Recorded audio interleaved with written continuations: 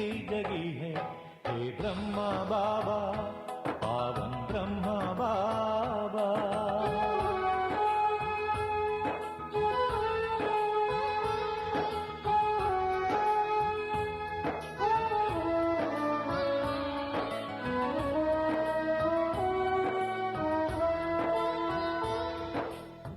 तुम तेजस्वी प्रतिभाशाली, करते हम सब की रखवाली। तुम दानवीर हो, दाता हो, सबके भाग्य विधाता हो, सबके भाग्य विधाता हो। हे ब्रह्मा बाबा, निश्चल ब्रह्मा बाबा, जब से तुमसे प्रीत लगी है। हे मीठे बाबा, पावन ब्रह्मा बाबा।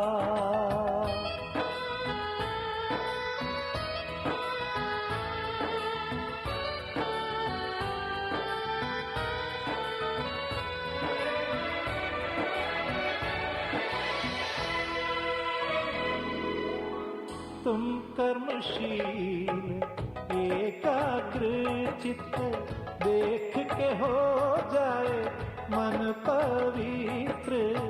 तुम सौम्य शांति की भव्य मूर्ति, तुम करते सारी इच्छा पूर्ति, तुम करते सारी इच्छा पूर्ति। हे ब्रह्मा बाबा, निर्भय ब्रह्मा बाबा, जब से तुमसे प्रीत लगी है। हे प्यारे बाबा, पावन ब्रह्मा बाबा।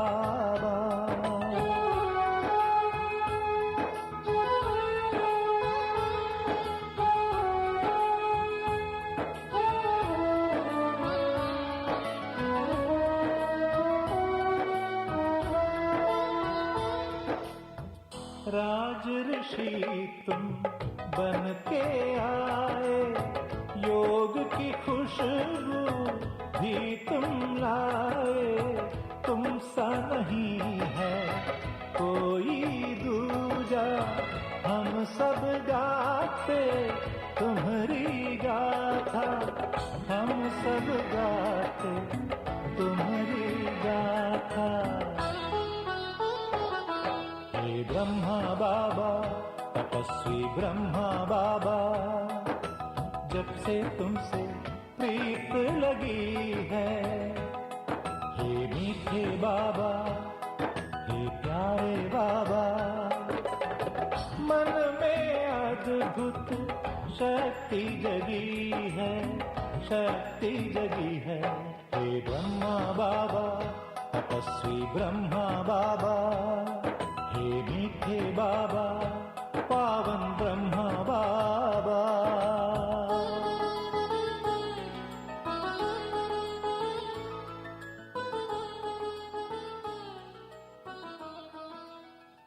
ஓம் சாந்தி. ஆசிய நாடுகளை சேர்ந்த எல்லாருக்கும் மாலை வணக்கம். இன்று இந்த அவ்வியக்த மாதத்திலே என்னுடைய வகுப்புகள் பல பிரம்ம பாபாவை பற்றியதாகவே இருக்கின்றது. அனைவரும் ஜனவரி மாதத்தை அவ்வியக்த மாதமாக கொண்டாடுகின்றார்கள். பலர் சைலன்ஸ் பற்றி செய்கின்றார்கள். பல நிலையங்கள்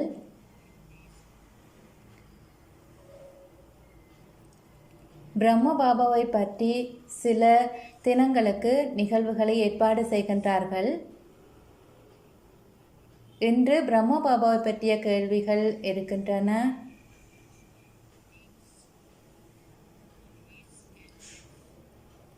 அதில் பல விஷயங்கள் அவருடைய முயற்சியை பற்றியதாக இருக்கின்றது.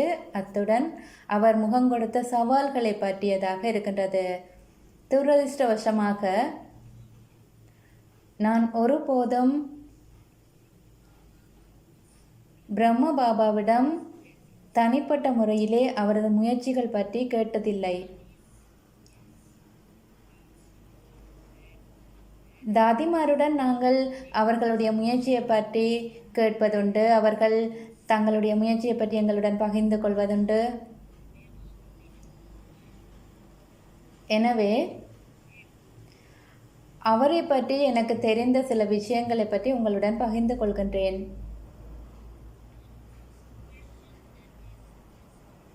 முதலாவதாக கேட்கப்பட்டிருக்கின்ற கேள்வி என்னவென்றால்,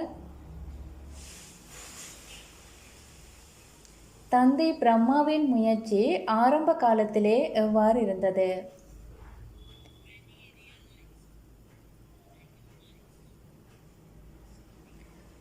அவர் பரம ஆசிரியரை இனங்கண்டபோது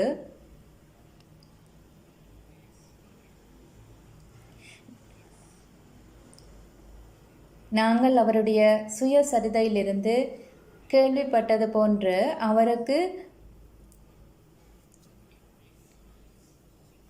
சிவ்பாபாவை இனங்கண்டு புரிந்து கொள்வதற்கு சற்று காலம் எடுத்தது. உள்ளுக்குள் ஏதோ நிகழ்கின்றது என்பதை அவர் அறிந்து கொண்டார். மக்கள் அவர் மூலமாக கிருஷ்ணரின் காட்சிகளை பெற்றனர்.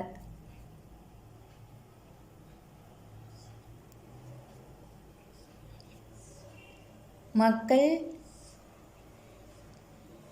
அமைதி, சந்தோஷம், அன்பு போன்றவற்றை அவர் மூலமாக பெற்றுக்கொண்டனர். ஆனால் ஆரம்ப காலத்திலே அவர் அதை புரிந்து கொள்ளவில்லை.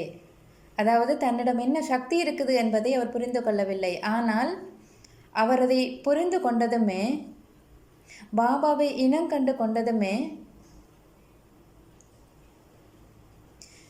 மிகவும் அகநோக்கினுள் சென்று விட்டார். அவர் ஏகாந்தத்தை விரும்பினார். எனவே அவர் ஃப்ரீ ஆகியதும் பாபாவின் நினைவிலே உட்கார்ந்து விடுவார். அத்துடன் பக்தி சம்ஸ்காரங்களும் அவரிடம் இருந்தன. எனவே அவர் பாபாவின் அன்பிலே மூழ்கி விடுவார்.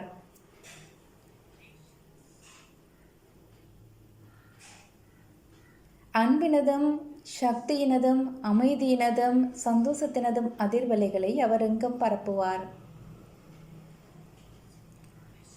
இரண்டாவது கேள்வி,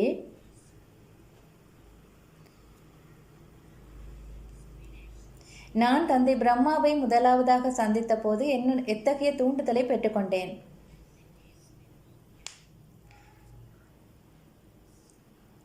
ஞானத்துக்கு வருவதற்கு முன்னரே நான் மிகவும் அமைதியான ஒருவராக இருந்தேன். முதிர்ச்சி நிறைந்தவராக, அதாவது பக்குவப்பட்டவராக இருந்தேன்.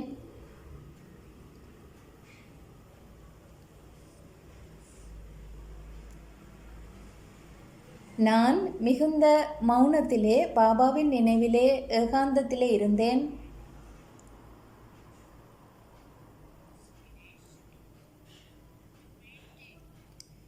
நான் எனது வாழ்க்கையிலே சமநிலையை பேணுவதற்கான ஒரு தூண்டுதலை பெற்றுக்கொண்டேன்.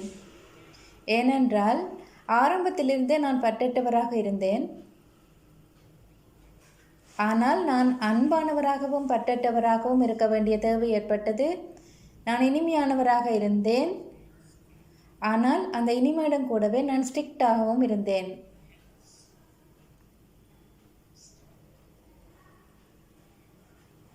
நான் மாஸ்டராக இருந்தேன். ஆனால் நான் மாஸ்டராகவும் குழந்தையாகவும் இருக்க வேண்டியிருந்தது. எனவே இவ்வாறாக சமநிலையை நான் கற்றுக்கொண்டேன். அடுத்த கேள்வி, சாக்கார் நாட்களிலே சேவையிலே பல சவால்கள் ஏற்பட்டன. நிலையங்களை நடாத்துவதிலே சவால்கள் ஏற்பட்டன. எனவே எவ்வாறு பிரம்ம பாபா அதை கையாண்டார் என்று சில உதாரணங்களை கூற முடியுமா? உண்மையிலே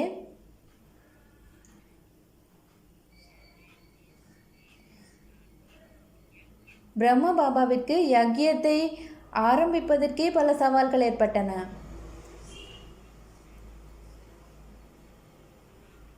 ஏனென்றால் நிலையங்களை ஆரம்பிக்க வேண்டியது தாதிமாரின் பொறுப்பாக இருந்தது. அவர்கள் வெவ்வேறு நகரங்களிலே இருந்தார்கள்.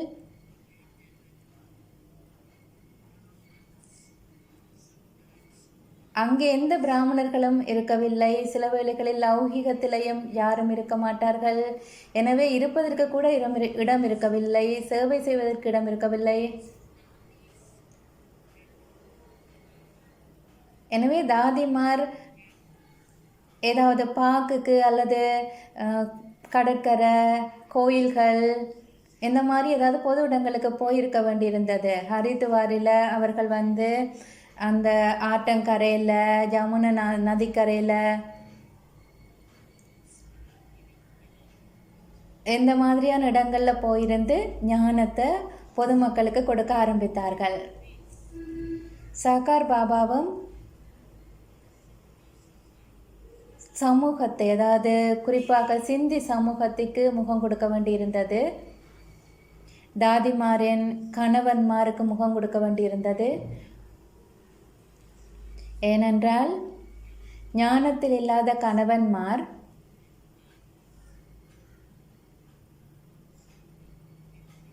தாதிமார் தூய்மையை கடைபிடிப்பதை பார்த்தபோது அவர்களால் சகித்து கொள்ள முடியவில்லை. எனவே முழு சிந்தி சமூகத்தினரும் பிரம்மா பாபாவின் கற்பித்தல்களுக்கு எதிர்ப்பு தெரிவித்தார்கள். பிரம்மா பாபா எதிர்கொண்ட 2வது சவால், அவர்கள் மவுண்ட் அபுக்கு வந்தபோது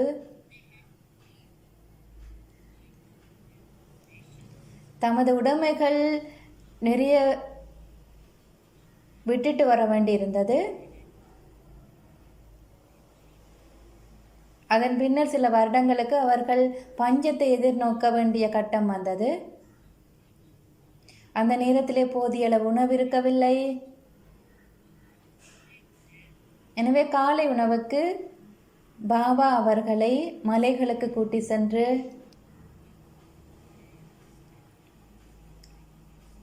அங்குள்ள பெரி பழங்களை பறிக்க சொல்லுவார். அதுதான் அவர்களுக்கு காலை உணவாக இருக்கும். எனவே ஆரம்பத்தில் தாதிமார் பொம்பே, டெல்லி, லக்னோ போன்ற இடங்களுக்கு சென்றபோது அவர்களுக்கு நீண்ட தூரம் நடந்து செல்ல வேண்டி இருந்தது. ஜான்கி தாதி தனது அனுபவங்களை பகிர்ந்து கொள்வதுண்டு. அவர்கள் கல்லை தலையணியாக வைத்து படுப்பார்கள். திறந்த வழியிலே தான் படுப்பார்கள்.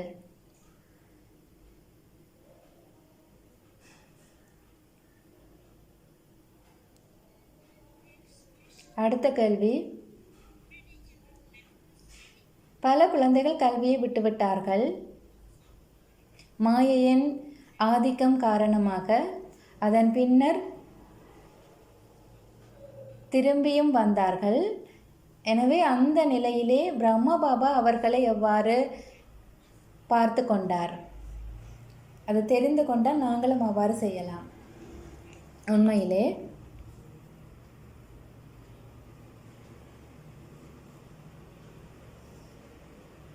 பிரம்ம பாபா இருந்தபோது, விசேஷமாக பஞ்ச காலத்திலே பலர் யகியாவை விட்டே சென்று விட்டார்கள்.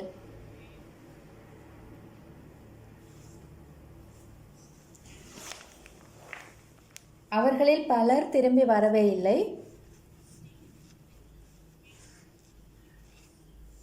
சிலர் தமது லௌகீக குடும்பத்தினருடன் தங்கியிருந்தார்கள். சிலர்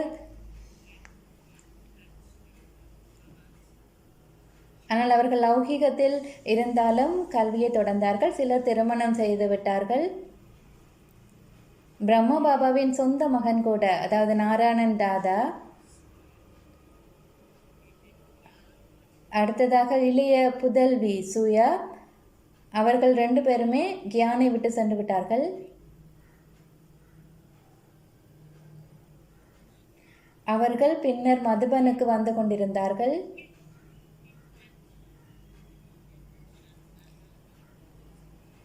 மும்பையில் இருந்த நிர்மல் சாந்தா தாதியுடன் அவர்கள் தொடர்பு வைத்திருந்தார்கள். அவர்கள் அன்பான உறவு முறையை பேணினார்கள். எனவே யாராக இருந்தாலும், அதாவது அவர்கள் ஞானத்தை விட்டு சென்றவர்களாக இருந்தாலும், கோட்பாடுகளை பின்பற்றாதவர்களாக இருந்தாலும், பாபா அவர்களை அன்புடன் வரவேற்பார், திருஷ்டி கொடுப்பார், தோழி கொடுப்பார்.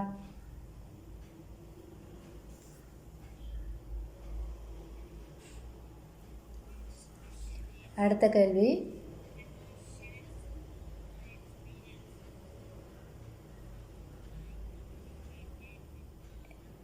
நான் தந்தை பிரம்மாவுடன் எவ்வாறு தொடர்பாடலை கொண்டிருந்தேன் என்று சில அனுபவங்களை பகிர்ந்து கொள்ள முடியுமா? என்னுடைய சொந்த முயற்சியை பற்றியும் ஏதாவது கூற முடியுமா?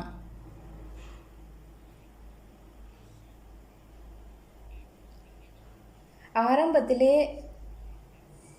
பிரம்ம பாபாவுடன் எனக்கிருந்த தொடர்பு கடிதம் மூலமாகவே இருந்தது. நான் ஞானத்திலே 1 மாதமாக இருந்த போதே பாபாவுக்கு கடிதம் எழுத ஆரம்பித்து விட்டேன். துரதிருஷ்டவசமாக நான் பாபாவிடம் அவர் என்ன முயற்சி செய்தார் என்று நான் கேட்கவில்லை. அல்லது ஆரம்பத்தில் அவர் என்ன முயற்சி செய்தார் இதெல்லாம் நான் அவர்கிட்ட கேட்கல. ஆனால் நான் அவரை அவதானித்து பார்த்தேன்.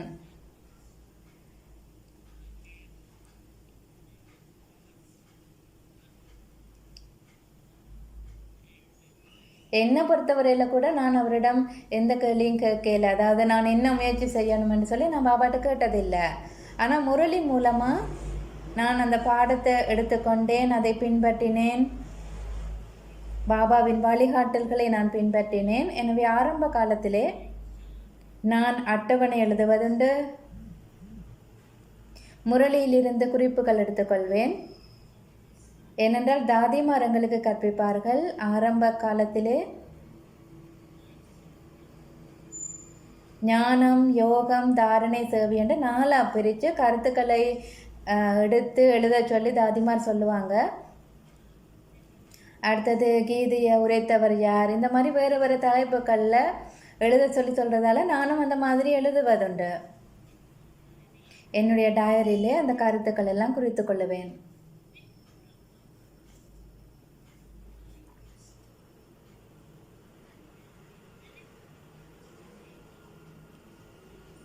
நாங்கள் மாணவர்களை நிலையங்களிலிருந்து அழைத்து கொண்டு பிரம்மபாவிடம் செல்லும் போது நாங்கள் மதுபனுக்கு வந்த உடனேயே குளிச்சுட்டு பிரம்ம பாபாவை சென்று சந்திப்போம். பாபாட்ட சொல்லுவோம், ஹலோ பாபா, நாங்கள் வந்துட்டோம். 2வது தடவையாக பாபா எங்களை கிஃப்ட் கொடுக்கறதுக்காக கூப்பிடுவார். இப்போ முழு குழுவினரும் பாபாட்ட போய் கிஃப்ட் எடுத்துக்கொள்வார்கள். 3வது தடவையாக பாபா எங்களுக்கு அந்த குரூப்புக்கு குட் பை சொல்லுவார் நாங்கள் லீவ் எடுக்கிற நேரத்தில்.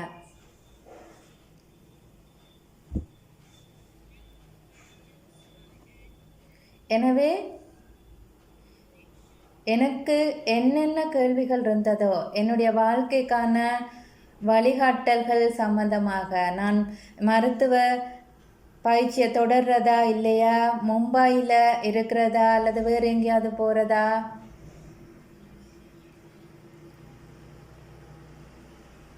என்னுடைய அப்பாட்ட என்னுடைய பங்கு காணியை கேட்கிறதா, அல்லது சேவை சம்பந்தமாக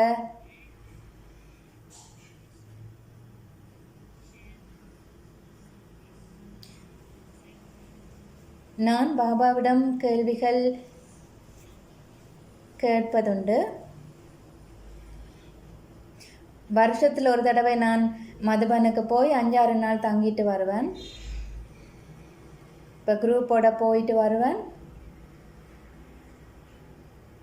பிரம்மா பாபா மும்பைக்கு வருகின்ற போது நான் காலை வகுப்புக்கு சமூகம் அளிப்பேன். மாலை நேரங்களிலும் நான்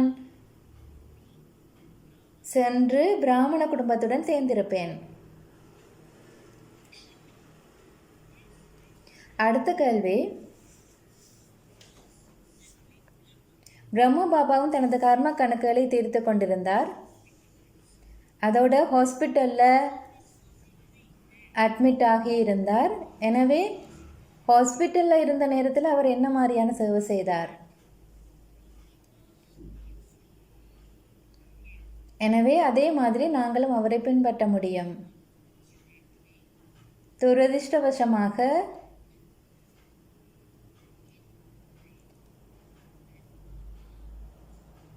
பாபா ஹாஸ்பிட்டலில் இருந்த நேரம் நான் மும்பையில் இருக்கல. எனவே அவர் டாக்டர்ஸுக்கோ அல்லது ஹாஸ்பிட்டலுக்கோ என்ன சேவை செய்தார் என்று சொல்லி எனக்கு தெரியாது. இருந்தாலும் அவர் ஃபோன் மூலமாக முரளியை கொடுத்து கொண்டே இருந்தார். ஒரு நாளும் முரளி கொடுக்காம தவற விட்டதில்லை. மாமா பற்றியும் எனக்கு தெரியும். மாமா ஹாஸ்பிட்டலில் இருந்த நேரம் அவர் நல்ல அமைதியாக இருந்தார், ரிலாக்ஸாக இருந்தார். இப்போ ஹாஸ்பிட்டலில் இருந்தார்கள் எல்லாருக்குமே தெரியும். இந்த பிரம்மகுமாரிகள் என்ற தலைவி எங்கே இருக்கின்றார் என்று தெரிந்து அவரிடம் வருவார்கள்.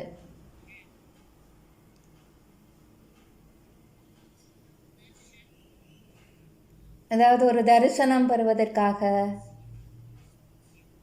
அவரை பார்த்து எவ்வளோ அமைதியாக அவர் இருக்கிறாருண்டு அதை பார்க்குறதுக்காகவே வருவாங்க.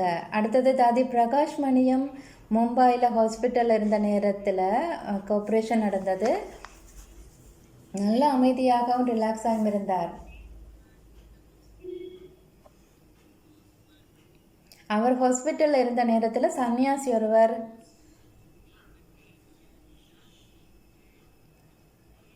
அவர் தன்னை எல்லாரும் பார்த்து கொள்ளணும் என்று சொல்லி அவர் எதிர்பார்த்தார். கூச்சலிட்டார், சத்தம் போட்டார். ஆனால் பிரகாஷ்மணி தாதி வந்து நல்ல அமைதியாக சாந்தமாக இருந்தார். இப்போ மட்டாக்களுக்கு முன்னால் தாதி ஒரு நல்ல உதாரணமாக இருந்தார். அதே மாதிரி தாதி ஜான்கி எடுத்துக்கொண்டோம்டா, தாதி ஜான்கி ஹாஸ்பிட்டலில் இருக்கிற நேரத்துல எல்லாம் டாக்டர்ஸுக்கு, நோயாளிகளுக்கு, அவருக்கு பக்கத்தில் இருக்கிற ஆக்களுக்கு, நர்ஸ்மாருக்கெல்லாம் சேவை செய்வார். அவர்களுக்கு ஞானத்தை கொடுப்பார், தோழி கொடுப்பார், ஆசீர்வாதங்கள் கொடுப்பார்.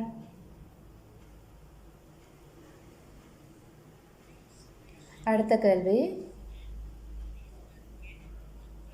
தாய்மாரும் குமாரிகளும் முன்னால் வைக்கப்பட்டிருக்கின்றார்கள் பிரம்ம பாபாவினால் அவருடைய காலத்திலே. எனவே அதே மாதிரி நாங்கள் எவ்வாறு செய்யலாம்? இந்த சர்வதேச ரீதியாக எழுந்திருக்கின்ற இந்த பிரச்சனைகள் மத்தியிலே சேவையிலே நாங்கள் எவ்வாறு இதை செய்யலாம்? ஆரம்ப காலத்திலே பிரம்மா பாபாவிடம் சத்சங்கத்துக்கு வரப்பவர்களை பாபா தனிப்பட்ட முறையிலே சந்திப்பார். அவர்களுக்கு சிறிதளவு ஞானத்தை கொடுத்து திருஷ்டியும் கொடுப்பார்.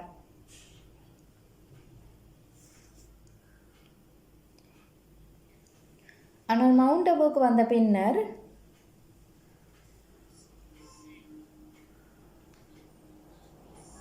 பாபா யாராவது தாதிமாரை புதியவர்களுக்கு சேவை செய்வதற்காக அனுப்புவார்.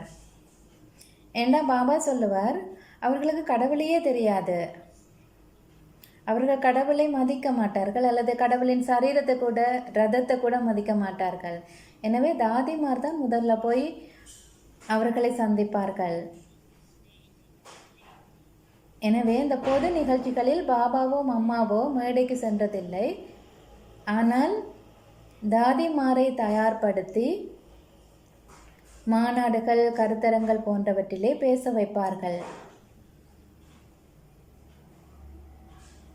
யாராவது பாண்டவனுக்கு வரும்போது கூட தாதிமார் தான் அவர்களை போய் கவனிப்பார்கள். தற்போதைய இந்த காலகட்டத்திலே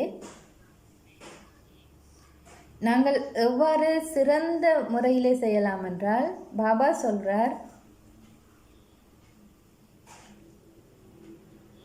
நீங்கள் உங்களுடைய வயசில் இருக்கிறார்களுக்கு ஞானத்தை கொடுங்க. குமாரிகளுக்கு, தாய்மார்களுக்கு, சகோதரர்களுக்கு வயசான சகோதரர்கள் வயசான சகோதரர்களுக்கு, வயதான தாய்மாருக்கு இவ்வாறு தங்களுடைய வயசில் இருக்கிறார்களுக்கு ஞானத்தை கொடுக்கறது நல்லது. ஏனென்றால் உங்களுடைய வயது பால் உங்களை ஒத்தாக்களுக்கு கொடுக்குற நேரத்தில் அவர்கள் அதை ஏற்றுக்கொள்ளுவாங்க. ஏன்னா ஆஸ்திரேலியாவில்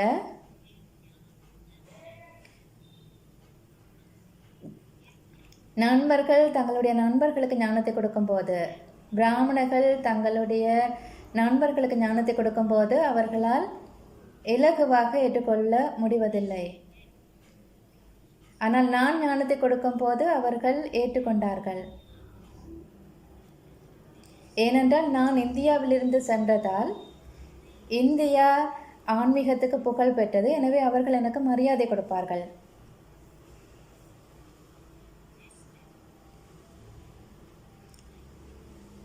ஆனால் இந்த ஞானமானது எங்களை ஒத்தவர்களால் ஏற்றுக்கொள்ளப்படும், அதை விரும்புபவர்களால் ஏற்றுக்கொள்ளப்படும்.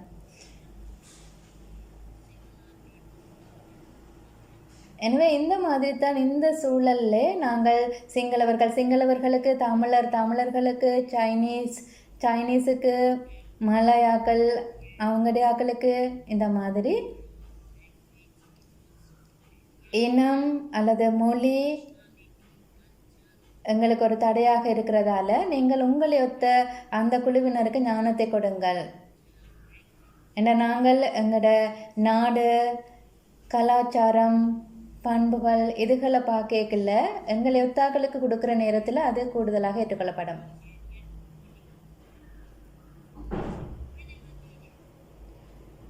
இப்போ சிவபாபா தன்னுடைய பாக்கிய ரதமாக பிரம்மா பாபாவின் சரீரத்தை எடுத்துக்கொண்டார்.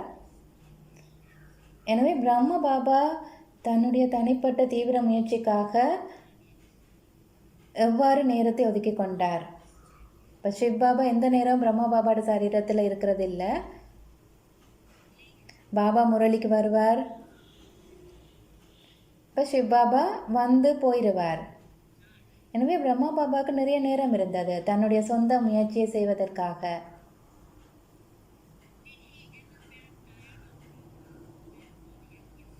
அவர் யக்ஞ சபையிலே ஈடுபடுவதற்கு களைப்படைந்தார். அப்போ அது இப்போ பாபா ஒருபோதும் களைப்படைந்ததில்லை. அவர் லேசாக இருந்தார். சேவை செய்வதற்கு எப்பொழுதும் தயாராக இருந்தார். ஏனென்றால் அவர் தனது சரீரத்தை விட்டபோது அவருக்கு வயது 93. கடைசி நாள் வரைக்கும் அவர் சேவை செய்து கொண்டுதான் இருந்தார். பல தடவைகள் லட்சு தாதி அவர்கிட்ட பர்சனல் அசிஸ்டண்டாக இருந்தாங்க.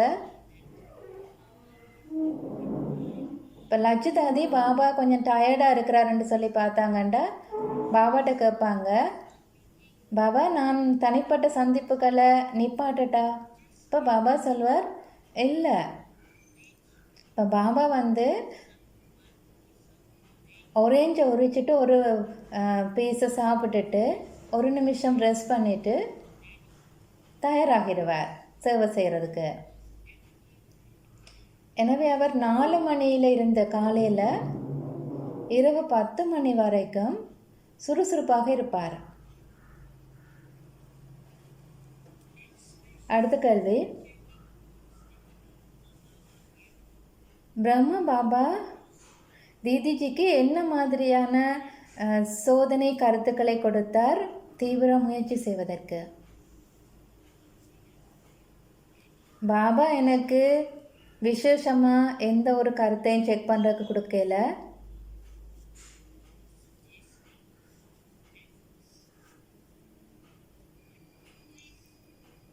ஆனால் முரளிதான்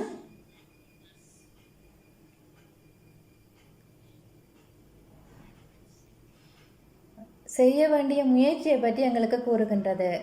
இப்போ பார்த்தீங்கன்னு சொன்னால் இன்றைய நாட்களில் பாபா முரளியில் சொல்கிறார், எல்லாரையும் ஆத்மாக்களாக பாருங்கள்,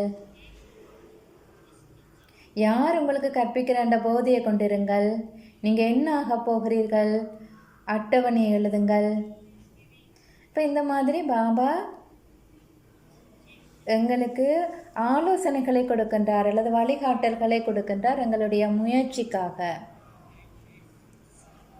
நீங்கள் பார்த்தீங்கன்னு சொன்னால் இந்த முரளி 5 வருஷத்துக்கு ஒருக்கா ரிப்பீட் பண்ணுது. நான் பிரம்மா பாபாவோட கடைசி 5 வருஷங்களாக இருந்தேன். 62ஆம் ஆண்டு கடைசி பகுதியில் தான் நான் பாபாட்ட வந்தேன். இப்போ பாபா 69ஆம் ஆண்டு ஆரம்பத்தில் சரீரத்தை விட்டுட்டார். இப்போ இந்த 5 வருஷத்துக்குரிய முரளி தான் ரிப்பீட் பண்ணுது.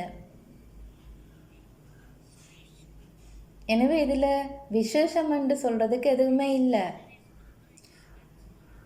அடுத்த கேள்வி,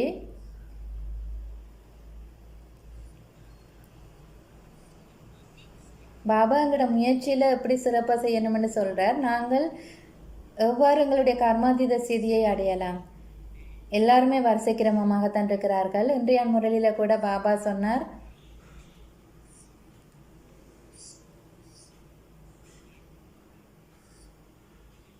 சில பாடசாலைகள் இங்கிலாந்திலிருந்து பரீட்சை தாள்களை பெற்றுக்கொள்கின்றனர். இங்கிலீஷ் டீச்சர்ஸால் தான் அந்த பரீட்சை தாள்கள் திருத்தப்படுகின்றன. ஆனால் எங்களுடைய பரீட்சை தாள்கள் அதுக்கு நாங்கள் ஒவ்வொருத்தரும் தான் எங்களுக்கு மார்க்ஸை போடணும். எல்லாரும் தமக்கு தாமே புள்ளிகளை போட வேண்டாம். எனவே நீங்கள் தான் சோதித்து பார்க்கணும், நீங்கள் எந்த அளவுக்கு கர்மாதீத ஸ்திதியை நெருங்கி இருக்கின்றீர்கள். ஏனென்றால் இன்றைய முரளியில் கூட பாபா சொல்லியிருந்தார்,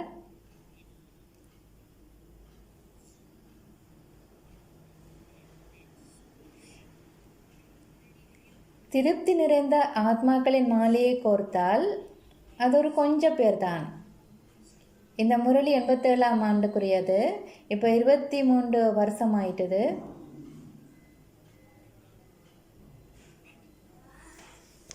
இன்னும் பல ஆத்மாக்கள் இருக்கின்றனர். அவர்கள் கர்மாதீத நிலைக்கு கிட்டவாக இருக்கின்றார்கள். நாங்கள் கர்மாதீத ஸ்திதியை நெருங்கி விட்டால் சரீரத்தை விட்டு விடுவோம்.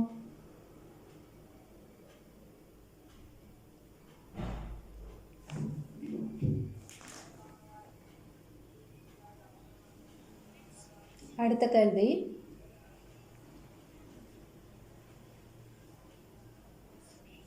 எவ்வாறு தீதிஜி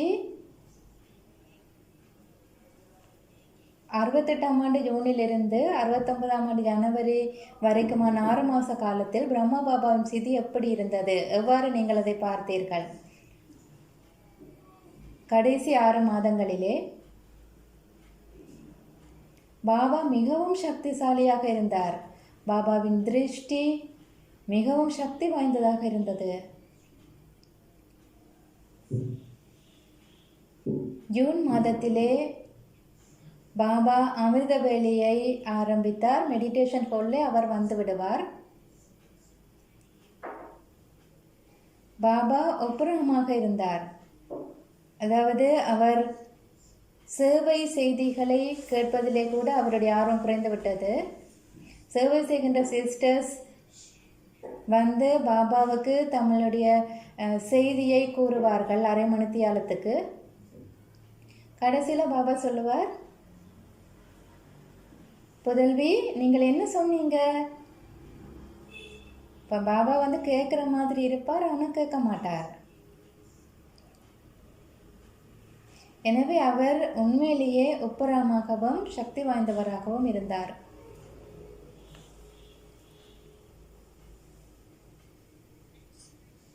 அடுத்த கேள்வி, பாபாவின் மடியில் இருப்பது சம்பந்தமானது. அது என்ன ஆன்மீக அர்த்தத்தை குறிக்கின்றது? உங்களுக்கு அந்த மாதிரி அனுபவம் இருக்குதா? நாங்கள் முதல் தடவையாக பாபாவிடம் வரும்போது பாபாவுக்கு சொல்லுவோம், பாபா நான் உங்களுடைய குழந்தை. எனவே நாங்கள் பாபாவின் மடிக்கு செல்லும் போது என்ன விழிப்புணர்வு இருக்கும் என்று சொன்னால், பாபா என்னுடைய அப்பா, நான் பாபாவின் சின்ன குழந்தை. எனவே நான் பாபாட்ட வந்த நேரம் எனக்கு வயசு 27 இருந்தாலும் பாபாவின் மடிக்கு சென்ற போது நான் புதுசாக பிறந்த பாபாவோட குழந்தை என்ற உணர்வு தான் எனக்கு ஏற்பட்டது. எனவே ஆன்மீக தந்தையின் அன்பு எனக்கு கிடைத்தது. அடுத்த கேள்வி, தந்தை பிரம்மா சுத்தத்திலும் தூய்மையிலும் மிகுந்த கவனம் செலுத்தினார் தன்னுடைய பிராமண வாழ்க்கையிலே. அவர் ஏதாவது விசேஷமான பரீட்சை தாள்களுக்கு முகம் கொடுக்க வேண்டி இருந்ததா? அதன் மூலமாக நாங்களும் எங்களுக்காக கற்றுக்கொள்ளலாம். உங்களுக்கு தெரியும்,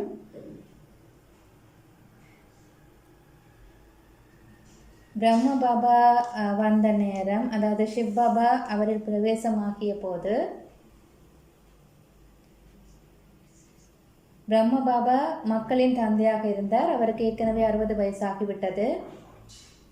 அவர் அந்த நேரம் பாட்டனராக இருந்தார். ஏனென்றால் பிரிச்சேந்திரா தாதி, நிர்மல் சாந்தா தாதி 2 பேருக்குமே ஏற்கனவே குழந்தைகள் பிறந்து விட்டன.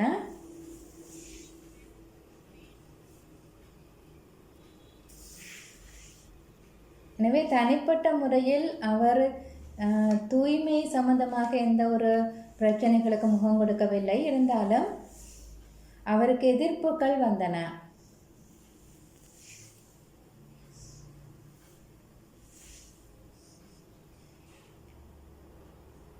ஏனென்றால் இந்த மூத்த சகோதரிகள் பாபாவின் மடிக்கு செல்வார்கள். இதால் நிறைய அவதூறுகள் ஏற்பட்டன.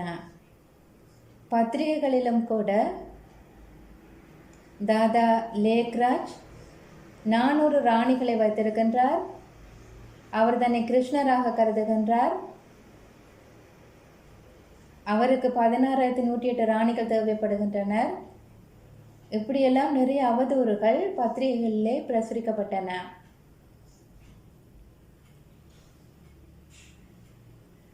ஏனென்றால் அவர் பிரம்மகுமாரர்கள் குமாரிகளுக்கு ஒரு தந்தையாக திகழ்ந்ததால் தான் இப்படி ஏற்பட்டது.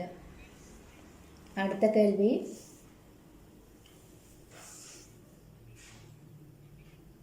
பிரம்ம பாபாவிடம் சிறப்பான ஆற்றல் இருந்தது.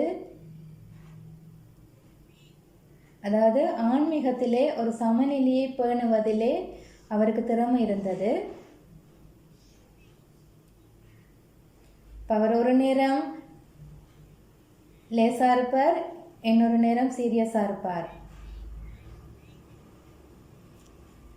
இப்போ இந்த கரண்ட் சிச்சுவேஷன்ல நாங்கள் எல்லாருமே வீடுகளில் தனித்து இருக்கின்றோம்.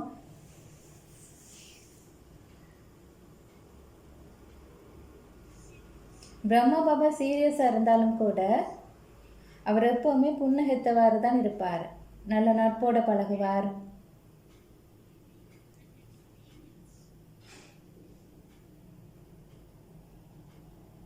அத்துடன் எல்லா பிராமணர்களுக்கும் ஒரு அனுபவத்தை கொடுப்பார். அதாவது ஒன்றாக சேர்ந்து விளையாடுகின்ற அனுபவத்தை கொடுப்பார். இப்போ பாபா அந்த காலத்தில் இன்டோர் கேம், அவுட்டோர் கேம் ரெண்டுமே விளையாடுவார். இன்னும் சில பிராமணர்கள் பிரம்ம பாபாவோட கார்ட்ஸ் விளையாட விரும்புவார்கள். சிலர் செஸ் கேம், சௌப்பட் என்று நாங்கள் சொல்லுவோம், செஸ் விளையாட விரும்புவாங்க. இப்போ பாபா அவங்களோட சேர்ந்து விளையாடுவார்.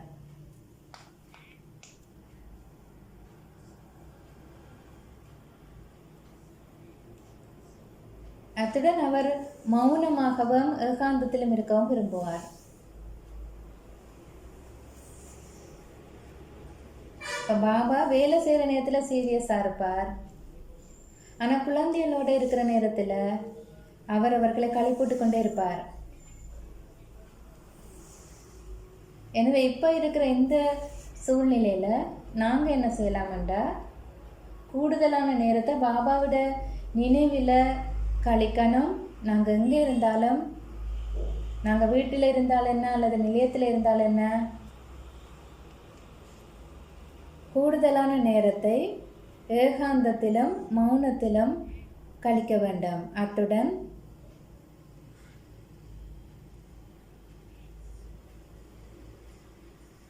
ஏதாவது எக்ஸசைஸ் செய்யணும் என்று சொன்னால் வாக் போகலாம். குடும்பத்தவர்களோடு சேர்ந்து விளையாடலாம்.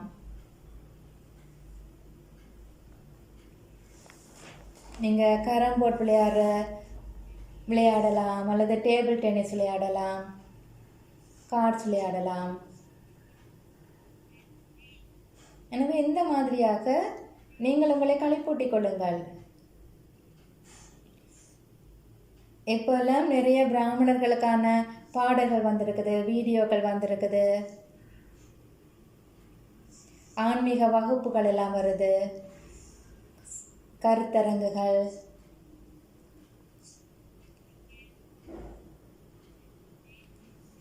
அதால் நாங்கள்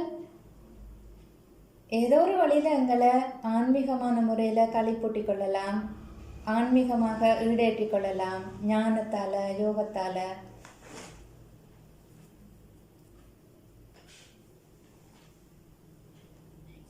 அடுத்த கேள்வி, ஜனவரி 18 தந்தை பிரம்மாவின் ஞாபகார்த்த தினமாகும்.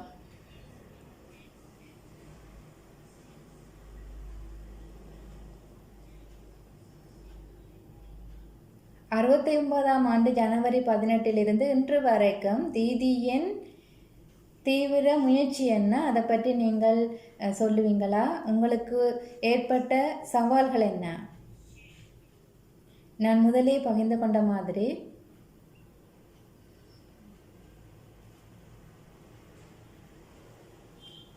நான் பாபாவிடம் வந்த காலத்திலிருந்து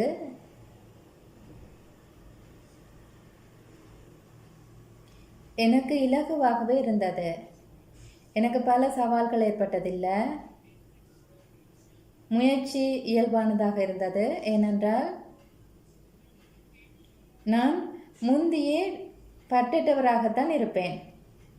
ஆனால் படிப்படியாக அன்பை வளர்த்து கொண்டேன். நான் இனிமையாக இருந்தேன். அதுக்கு பிறகு நான் கொஞ்சம் கடுமையாக ஸ்ட்ரிக்டாயும் இருக்க வேண்டியிருந்தது. எனவே நான் ஒரு குழந்தையாகவும் அதிபதியாகவும் இருப்பதற்கிடையில், போதையுடையவராகவும் பணிவானவராகவும் இருப்பதற்கிடையில் சமநிலையை பேண கற்றுக்கொண்டேன். இது எனக்கு இயல்பானதாக இருந்தது. பிரச்சனைகள் வரத்தான் செய்தது.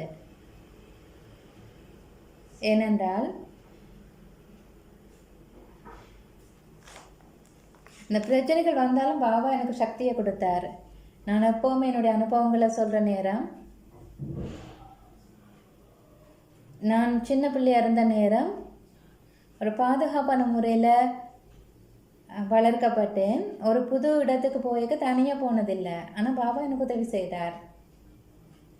இந்த உலகம் முழுவதுமே வேறு பிராமணர்கள் அல்லது தொடர்பில் இருக்கிறவர்கள், குடும்பத்தில் இருக்கிறவர்கள், யார்கிட்ட துணையும் இல்லாமல் தனியாக உலகம் முழுக்க பயணம் செய்ய கற்றுக்கொண்டேன். அதுக்கு பிறகு பல இடங்களில் புது புது புது நிலையங்களையெல்லாம் திறந்தேன். அந்த நேரமெல்லாம் சவால்கள் வந்தது தான். ஆனால் நான் அதை சவாலாக உணரலை. என்ற பாபாவோட உதவி இருந்தது. நான் எப்பொழுதுமே ஸ்திரமாக இருந்தேன்.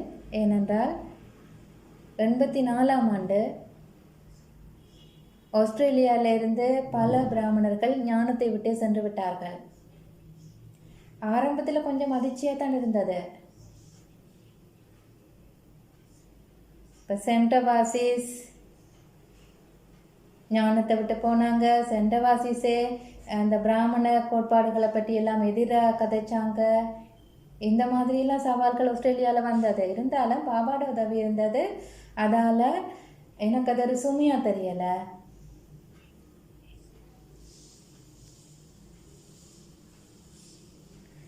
எந்த ஒரு பெரிய பரீட்சைத்தால் வரும்போதும் பாபாவோட உதவி நிச்சயமாக கிடைத்தது.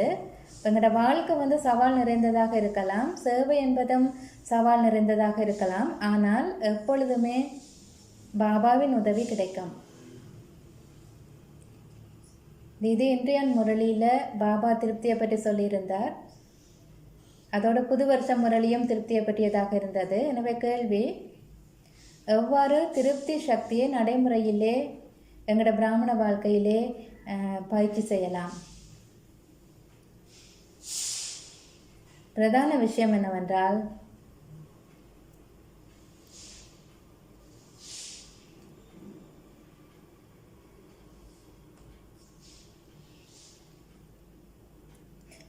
நான் யோகத்தின் மூலமாக என்னுள்ளே சக்தியை சேமித்து வைத்திருக்க வேண்டும். நான் எதையாவது அடையும் போது திருப்தி ஏற்படுகின்றது. ஒரு குடும்ப வாழ்க்கையிலே விசேஷமாக குடும்பத்தவர்கள் ஞானத்தில் இல்லாத போது நான் திருப்தியை பேணலாம். ஆனால் அதற்கு அவர்கள் மீது எனக்கு பற்று இருக்கக்கூடாது. ஏனென்றால் என்றும் பாபா கூறினார், நீங்கள் உங்களுடைய சரீரத்தில், சரீர உறவுகளில், அலௌகீக உறவுகளில், சந்தர்ப்ப சூழ்நிலைகளில், சூழலில் நீங்கள் தங்கி இருக்கக்கூடாது. எதுவுமே உங்களை பாதிக்கவும் கூடாது.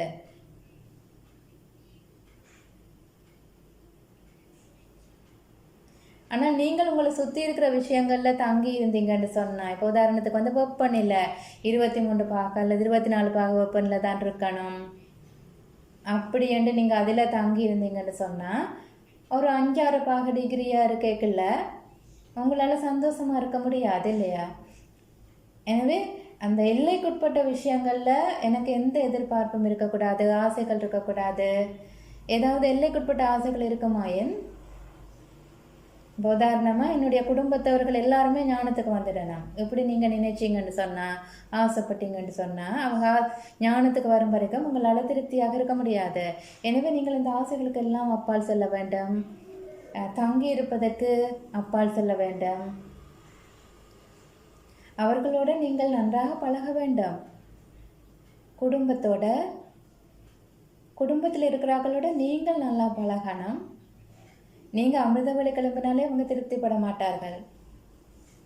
நீங்கள் ஒரு சைவ சாப்பாடு சாப்பிட்றாளா இருந்தாலும் அவர்கள் திருப்திப்பட மாட்டார்கள். நீங்கள் பிரம்மச்சாரிகளாக இருந்தாலும் திருப்திப்பட மாட்டார்கள். நீங்கள் சமூக வைபவங்களுக்கு கலந்து கொள்ளாட்டியும் திருப்திப்பட மாட்டார்கள். எனவே நீங்கள் யோக யுக்தாகவும், யுக்தி யுக்தாகவும், ராஸ் யுக்தாகவும் இருக்க வேண்டும். அவர்களை சந்தோஷப்படுத்துறதுக்காக நீங்கள் ஏதாவது செய்ய வேண்டும். ஆனால் உங்களுடைய கோட்பாடுகளை மட்டும் விட்டுடக்கூடாது.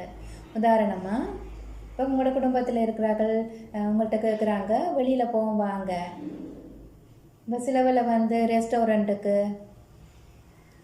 அப்போ நீங்கள் அவங்களோட சேர்ந்து அந்த சாப்பாட்டு கடைக்கு போகலாம். ஆனால் நீங்கள் சாப்பிடக்கூடாது. ஆனால் நீங்கள் மூவி பார்க்க மட்டும் போகக்கூடாது. இப்போ நீங்கள் அவங்களோட சேர்ந்து பார்க்குக்கு அல்லது பீச்சுக்கு போகலாம். இப்போ அவங்களோட சேர்ந்து இருந்து அவங்கள களிப்பூட்டி கொண்டே இருங்க. அதைத்தான் நீங்கள் செய்யணும். என்ன சிலர் மிகவும் பேராசை உடையவர்களாக இருக்கின்றார்கள். பேராசை இருக்கிறவர்கள் ஒருபோதும் திருப்தியாக இருக்க மாட்டார்கள். இப்போ காலையில் ஹிந்தி ஆக்களும் இதே கேள்வியை கேட்டாங்க. அவர்கள் பேராசைப்படுகின்றார்கள். அவர்களுக்கு இன்னும் இன்னும் வேணும் என்று தான் கேட்கிறார்கள்.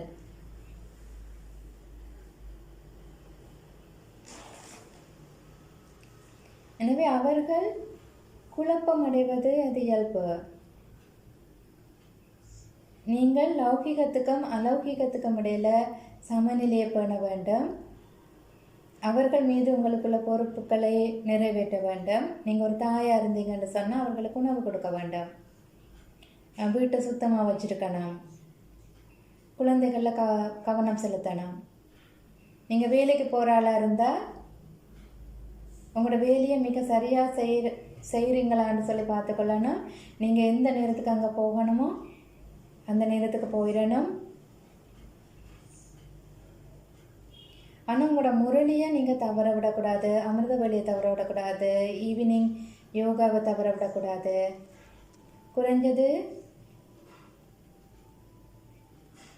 2 அல்லது 2.5 மணித்தியாலங்கள் முரளிக்கும் தியானத்துக்குமாக நீங்கள் ஒதுக்கவே வேண்டும். அடுத்தது, நீங்கள் மீதியாக இருக்கிற நேரத்தை நீங்கள் உங்களுடைய லௌகிக பொறுப்புகளுக்கோ அல்லது உங்களுடைய சரீரத்துக்கோ கொடுத்துக்கொள்ளலாம். தீதி, இந்த விசேஷமான ஜனவரி மாதத்திலே எவ்வாறு எங்களுடைய மௌன சக்தியை நடைமுறையில் அதிகரிக்கலாம் என்று கூறுவீங்களா? நடைமுறையில் நாங்கள் கவனம் செலுத்த வேணாம். சக்தி வாய்ந்த அமிர்த வேலை, கர்மயோகம்,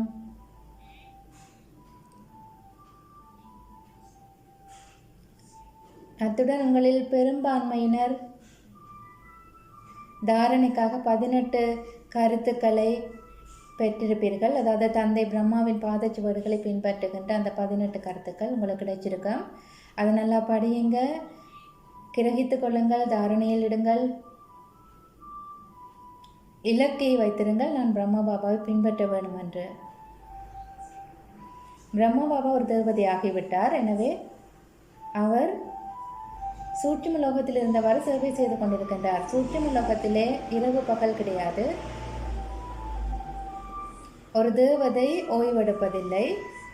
எனவே அவர் நான் ஸ்டாப்பாக, அதாவது இடைவிடாமல் சேவை செய்து கொண்டே இருக்கின்றாரா? ஆமாம், சூட்சும லோகத்தில் இரவு பகல் இருக்காது. சரீரம் இல்லை, பௌதிகமாக சாப்பிட தேவையில்லை, ரெஸ்ட் எடுக்க தேவையில்லை. அதால் பிரம்மா பாபா தொடர்ச்சியாக சேவை செய்து கொண்டே இருக்கின்றார். இப்போ அமெரிக்காவை எடுத்துக்கொண்டீங்கன்னு சொன்னால்,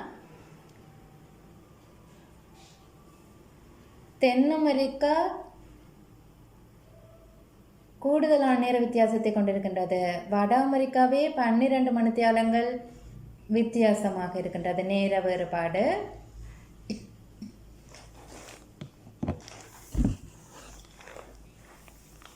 ஆஸ்திரேலியாவுக்கும் தென் அமெரிக்காவுக்கும் இடையிலே 24 மணித்தியால வேறுபாடு இருக்கின்றது. இப்போ இந்த மாதிரி நாடுகளுக்கு இடையில் வேறுபாடுகள், நேர வித்தியாசம் இருக்குது. இப்போ பிரம்ம பாபா எல்லா கண்டங்களுக்கும் சேவை செய்ய வேணும். அப்போ அவர் பிஸியாக இருப்பார் எல்லா நேரமும். அடுத்த கேள்வி, பிரம்மா, விஷ்ணு, சங்கரர் என்ற 3 பாகங்களையும் ஒரே ஆத்மா தான் நடிக்கின்றதா? அடுத்தது சூட்சும லோகத்தை பற்றிய கேள்வி இருக்கின்றது. இப்போ தீதி சொல்கிறாங்க, அங்கே பிரம்மா, விஷ்ணு, சங்கருக்கு பாகம் கிடைக்காது. அங்கே அவர்கள் இருக்கிறது காட்சிகளுக்காகத்தான்.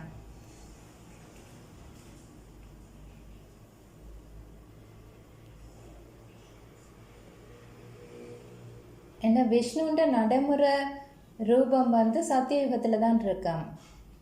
சங்கரர் ஒரு தபஸ்வி ரூபம். பிரம்மாடையும் பிராமணர்களுடையும் தபஸ்வி ரூபத்தை குறிக்குது சங்கரர். இப்போ நாங்கள் காட்சிகளை பெறுவதற்கு ஒரு தெளிவான படத்தை தெரிஞ்சு கொள்றதுக்காக இது உருவாக்கப்பட்டிருக்குது. அதாவது சங்கர் ஒரு தபஸ்வி. அடுத்த கேள்வி, பிரம்ம பாபாவோட காஸ்மிக் உறவு முறைக்கும் சூப்பர் நேச்சுரல் உறவு முறைக்கும் இடையிலான சமநிலையை எப்படி பேணினார்னு சொல்லி கேட்கப்படுது. இப்போ டிடி சொல்கிற, நாங்கள் அந்த காஸ்மிக் உறவு முறையை பற்றியோ சூப்பர் நேச்சுரல் உறவு முறையை பற்றியோ பேசுகிறதில்ல. இது பிராமண மொழியும் இல்லை. அதால் என்னால் உங்களுக்கு இதுக்கான பதிலை கொடுக்க முடியாது. இந்த காஸ்மிக் ஸ்டடி செய்கிறாக்களை நீங்கள் போய் கேட்கலாம்.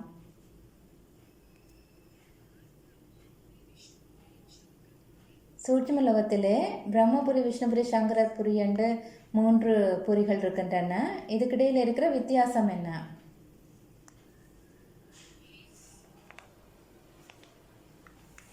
பிரம்மபுரி என்பது பிரம்மாவும் பிராமணர்களும் சந்திப்பு நிகழ்த்துகின்ற இடம். விசேஷமாக சந்தேஷி, அதாவது டான் செய்தியாளர் போக் படைக்கிறதுக்காக சூட்சும லோகத்துக்கு போகல அவர் பிரம்மபுரிக்கு சென்று பிரம்மாவையும் பிராமணர்களையும் சந்திப்பார். பிரம்ம பாபாவுக்கு அந்த போக்கை கொடுப்பார். விஷ்ணுபுரியானது சத்தியயுகத்தின் காட்சிகளை எங்களுக்கு கொடுக்கின்றது. எனவே சந்தேஷி விஷ்ணுபுரிக்கு செல்லும் போது அவர் செய்திகளையும் காட்சிகளையும், அதாவது சத்தியயுகம் பற்றிய செய்தி காட்சிகளை அவர் கொண்டு வருவார். சங்கர்புரி என்பது தபஸ்யாவிற்கான புரியாகும். அங்கே மௌனத்தின் சக்தி நிலவுகின்றது. அதோட இந்த 3 புரிகள கலரும் வித்தியாசம். பிரம்மபுரி சில்வர் கலர், விஷ்ணுபுரி தங்க colour, Shankarpuri orange colour, Paranthamam dark orange கலரில் இருக்கு. எனவே இந்த புரிகளின் கலரும் வித்தியாசமானது. டிரான்ஸில் போராக்கள அனுபவம் 3 புரிகளிலையுமே வேறுபட்டதாக இருக்கும். பிரதானமாக சூட்சுமலோகம் என்பது இனிமையான மௌனத்தை கொண்டது.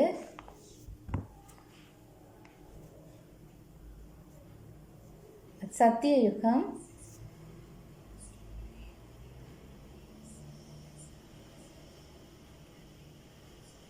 அடுத்த கேள்வி, பிரம்ம பாபா இன்டோர் கேமில் கார்ட்ஸ் விளையாடுறபடியா பிராமணர்களும் பாதி இருந்துட்டு கார்ட்ஸ் விளையாடலாமா? அப்போ டிடி சொல்கிறாங்க, பிரச்சனை இல்லை, நீங்கள் கார்ட்ஸ் விளையாடலாம், அதில் எந்த தீங்கும் இல்லை. நீங்கள் இன்டோர் கேம் விளையாடலாம், அவுட்டோர் கேம் விளையாடலாம். என்ன ஆஸ்திரேலியாவில் ஒரு 40 வயசு வந்துட்டுன்னு சொன்னால் அவர்கள் டென்னிஸ் விளையாடணும் அல்லது ஜிம்முக்கு போய் எக்ஸசைஸ் செய்யணும் என்று யோசிப்பாங்க. நான் பாபா அப்பாவும் சொல்லுவார், நீங்கள் ஏதாவது உடல் பயிற்சிகள் செய்யணும், சைக்கிளிங், ஸ்விம்மிங் அல்லது வாக் போகிறது, யோகிங் செய்கிறது, இந்த மாதிரி ஏதாவது நீங்கள் எக்ஸசைஸ் செய்தீங்கன்னு சொன்னால் உடலுக்கு நல்லது. தீதி, எங்களுக்கு சொல்லப்பட்டது கவனம் செலுத்தணும், ஆனால் டென்ஷன் இருக்கக்கூடாது. ஆனால் இந்த அட்டென்ஷன், கவனம் செலுத்துதலுக்கும் எங்களோட முயற்சியிலே இலேசாக இருப்பதுக்கும் இடையில் எவ்வாறு சமநிலை பண்ணலாம்?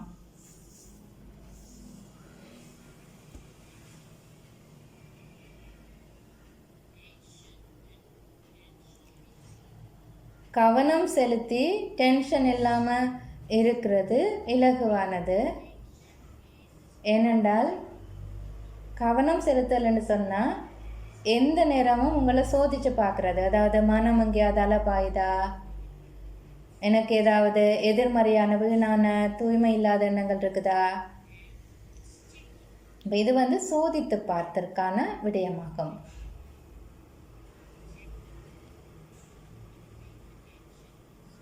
நான் சோதித்து பார்க்குறேன்னு சொன்னால் நான் கவனம் செலுத்துறேன்னு அர்த்தம். அப்போ மனம் அலைப்பாயாது.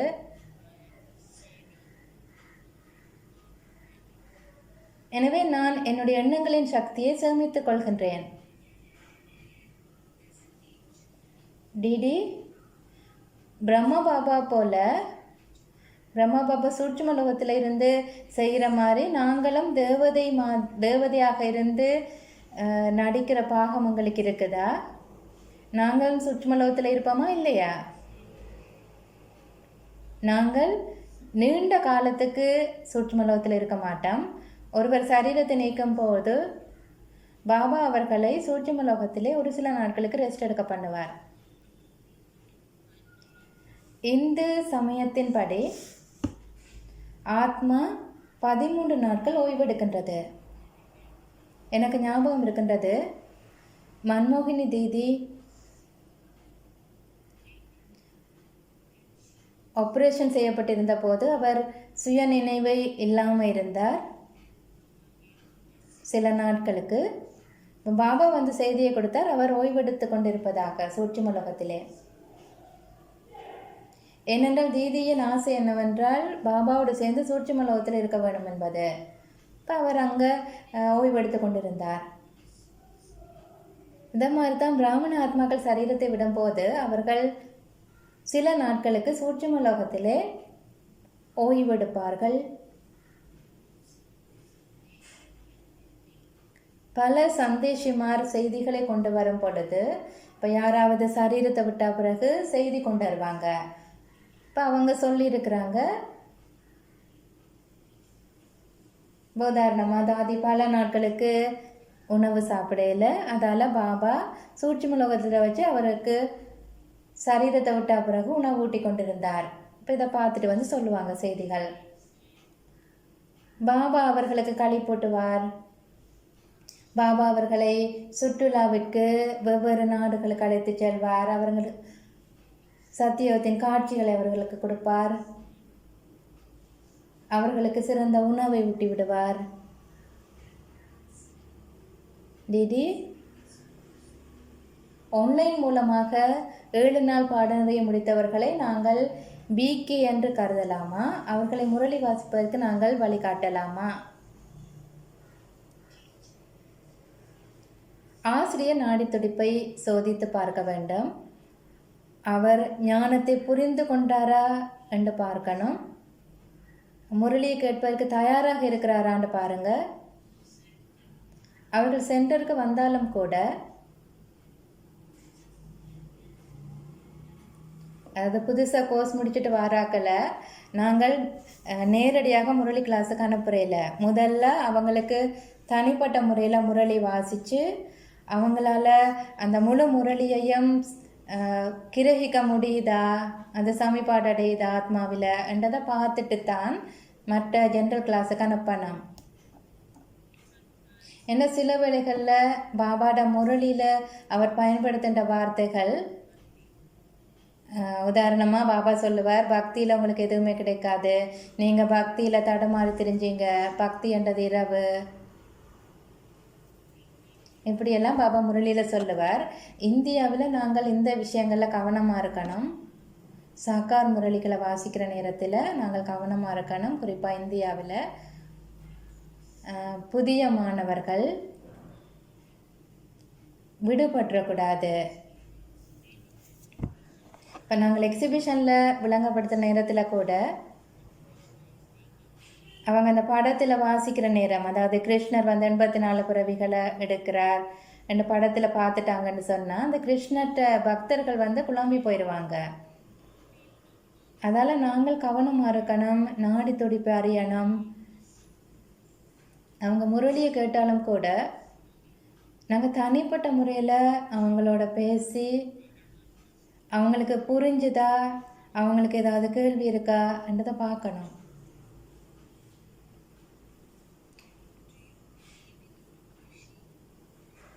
தீதி, உங்களுக்கு ஆகாஷி ரெக்கார்டில் நம்பிக்கை இருக்குதா? இது சூட்சும லோகத்தில் இருக்குதா? இந்த கேள்வியில் வந்து ஆகாஷி என்று சொல்லி போட்டிருக்கிறாங்க. ஆனால் டிடிக்கு அதை விளங்கலை. டிடி கேட்குறாங்க, ஆகாஷியா அப்படின்டா என்ன? AKASI ரெக்கார்டிங் என்று சொல்லி கேள்வியில் போட்டிருக்கிறாங்க. பட் டிடி சொல்கிறாங்க, ஆகாஷ் ரெக்கார்டுண்டா என்னண்டு எனக்கு தெரியாது. ஆனால் ஹிந்தியில் ஆகாஷ்ன்னு சொன்னால் வானம், ஆகாயம்ன்ற அர்த்தம். ஆகாஷ் ரெக்கார்டிங்கன்ட்டு எதை கேட்குறாங்கன்ட்டு எனக்கு புரியலை.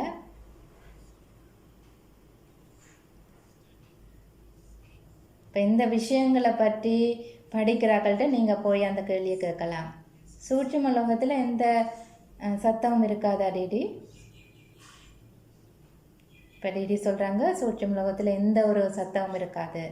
இதுதான் கடைசி கேள்வி டிடி. ஓகே,